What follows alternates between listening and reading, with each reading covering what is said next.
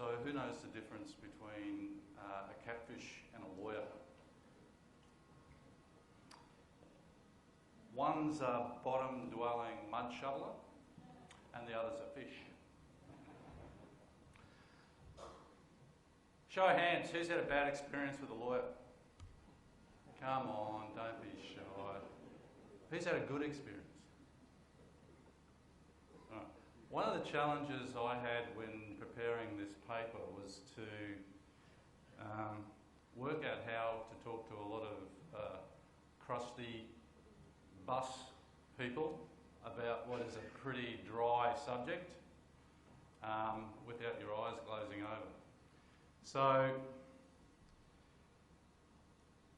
the aim today is to try and give you some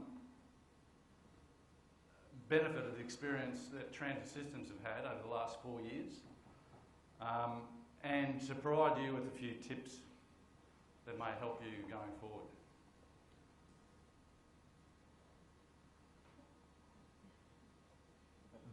That's a really good example of why you shouldn't ask your children to help you with your PowerPoint presentation.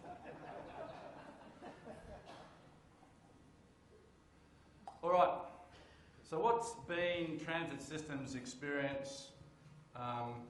What credibility do we have? Why should you listen to anything we have to say? Well, over the last 4 years, we've negotiated enterprise agreements in 3 countries, and we're in the early preliminary stages of preparing one in a 4th. We've registered 9 agreements in Australia, and a further 2 are currently being bargained.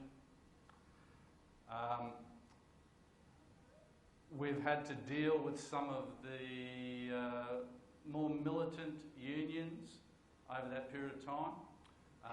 We've registered agreements in both bus and marine industries.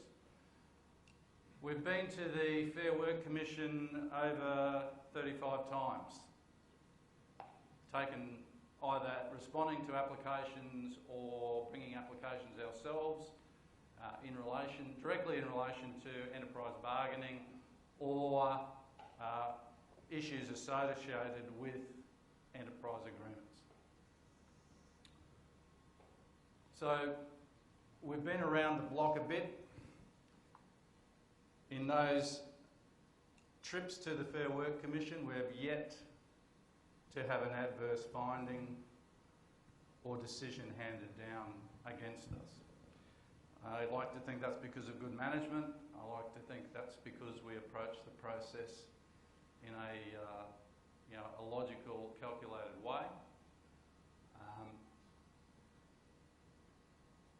So that's our background. That's the experience we bring, and that's why I think I've got a couple of things I can share with you that will help you out.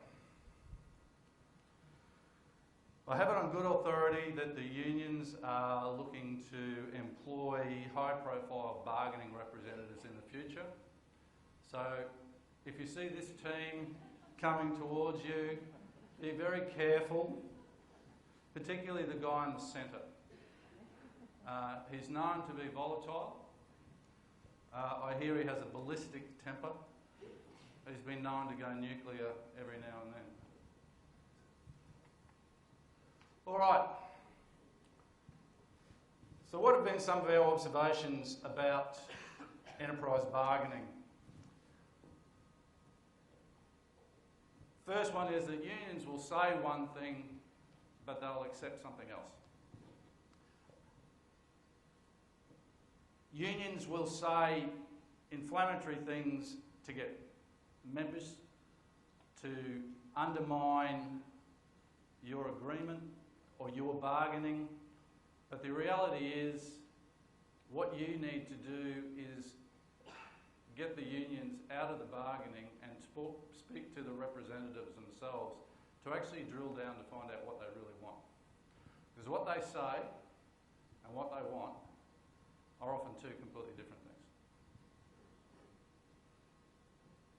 unions will always in the first or second meeting seek an indication on money, but that indication won't be about how much of a pay rise or what their base rate is that they're looking for. Generally, what they'll do is they'll say, will you agree to pay back pay to the date of the expiry of the last agreement? And some people say yes, and if they do, expect bargaining to go on for a very long time because you've just lost one of your big bargaining chips with your employees, with the bargaining. Once they know they're going to get a lump sum of back pay, there's no pressure on them then to speed up the occasion in the bargaining. There's no pressure on them to satisfy their members, satisfy the employees. The employees will take a long time before they start becoming disillusioned with the unions. So that's one of the things they'll always seek. Thirdly, there's this view that bargaining is for employers to give and employees to take. It's very difficult in bargaining these days, or the experience is that it's hard for employees to understand that this is a two-way process and it's not all about going to a meeting and the employers giving them more. The reality is that unions communicate a lot more effectively with our employees than we do. They're used to it. That communication isn't necessarily truthful, it's not necessarily accurate, but they're very good and they're very experienced at communication. One particular observation for us is that we've noticed that we're getting more of our employees from a non-English speaking background, and we find that they speak very intensely and often within their cultural group, and it's important that we find a way to effectively engage and communicate with those groups of employees. Unions bargain more than employers. We go around most of you, particularly small business operators and ones without with not big workforces, may only do an agreement every 3 or 4 years. Union organisers are in bargaining meetings every week.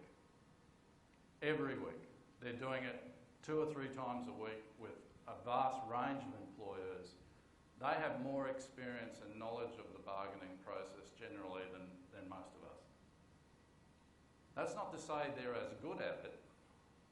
It's just that they're more experienced and have a way of doing it. The other thing is, all bargaining is different. What happened or what worked for you 4 years ago, 3 years ago, you cannot assume it's going to work for you this time round. Things change. The demographic of your employees may change. The union organiser changes. What are the philosophical points that unions are then seeking to get into your agreement changes. So whilst you may be able to sort of look back on what you did previously and use that as a possible guideline, you can't assume that the bargaining is going to be the same as what it was previously. Okay, so how do we get over some of these hurdles?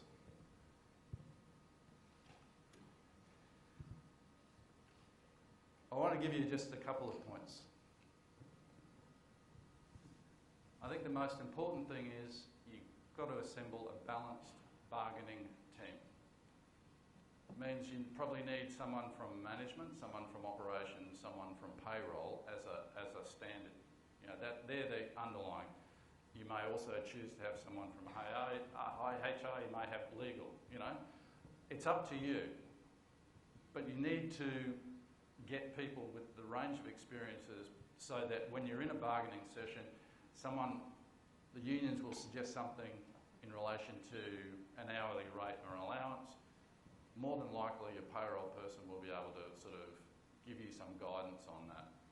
They'll talk about something from an operational point of view, a complaint about what may be going on. Having the operational person there gives you the ability to do that. If it's simply a HR or a legal or management who aren't necessarily down talking to the employees on a daily basis, you're going to miss out or put yourself at a disadvantage in your bargaining. So having a different range of skills of people in the room is going to help you out. You need to prepare for the bargaining. Most of you will know that your employment agreement, your enterprise agreement, is going to expire. So why can't you 3 to 6 months beforehand saying, this is going to expire, what do I need, what am I looking for out of this, what have my competition done? There's a vast amount of information out there that you can get access to quite easily that allows you to prepare yourself for the upcoming bargaining.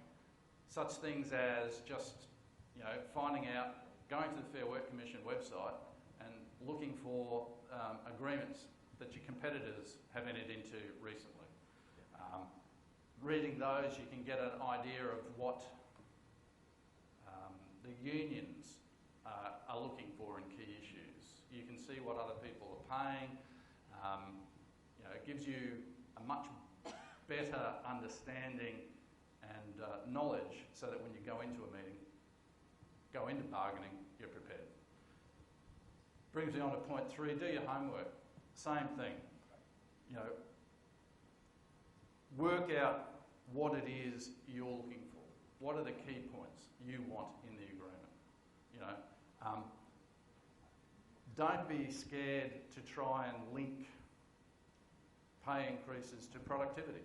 I know it's a novel concept in buses, but it can be done. You have to think about it, and you have to work out how it applies to your business and how it's going to improve your business. The last two, I think, are the most important things you can really take into any enterprise bargaining. One, you have to be courageous.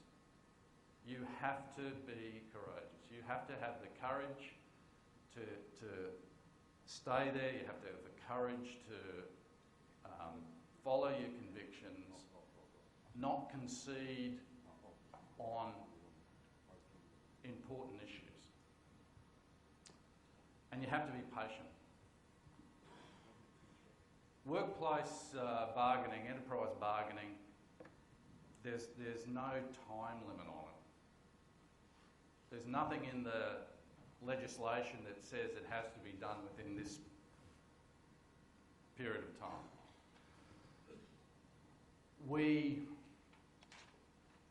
often feel pressured to reach agreement because bargaining is resource sapping, it's emotional, it's can be quite energy sapping.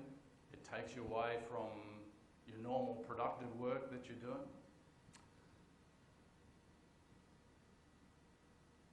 But not having patience and seeking to get an agreement done in an unrealistic time frame will probably end up in an agreement that doesn't advantage you as best you can.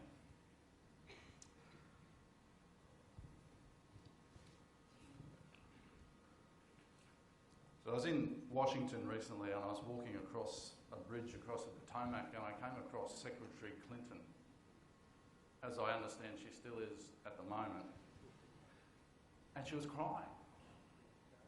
And what was even more spectacular was that she wasn't surrounded by any big business donors or any FBI agents. And I said, Madam Secretary, what's the matter? She said, a busload of lawyers just drove off the bridge into the Potomac. They've all died. I said, oh, that's terrible. Did you know some? She goes, No, I didn't know any of them. so what are you crying for? There were 2 spare seats.